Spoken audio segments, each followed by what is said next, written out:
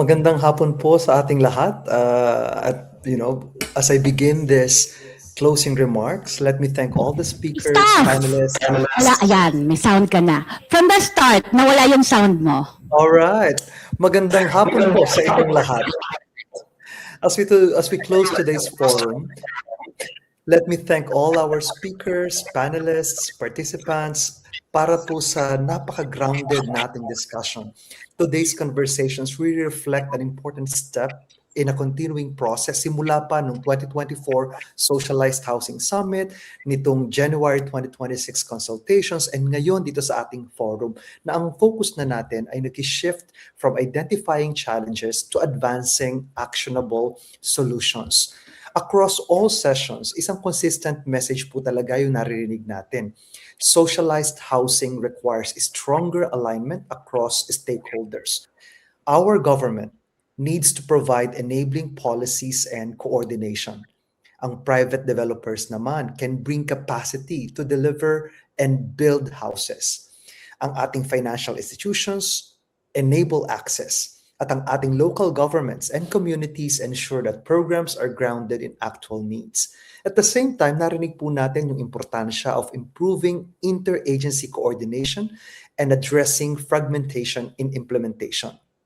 Sa buong araw po, several priority areas stand out. First, kailangan talaga nating streamline ang regulatory processes. Reducing delays and simplifying compliance can significantly accelerate housing delivery. Pangalawa, there's a need to improve affordability and access, and this means aligning financing mechanisms and pricing structures with the realities of low-income households.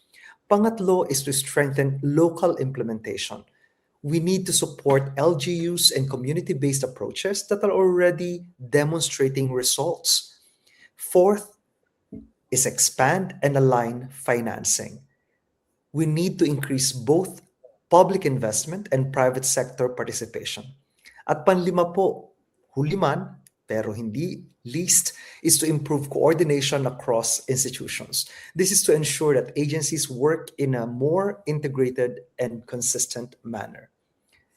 Sa ngayon po, ang nakikita ko talaga ay isang mensahe that a house that often gets flooded is not an asset.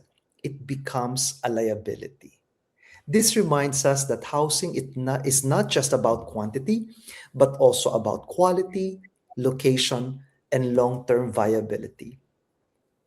Both working with SEDP and at ADPC on disaster preparedness, ang situation pong ito highlights the importance of ensuring that housing solutions are not only accessible, but also safe and responsive to the realities that communities face.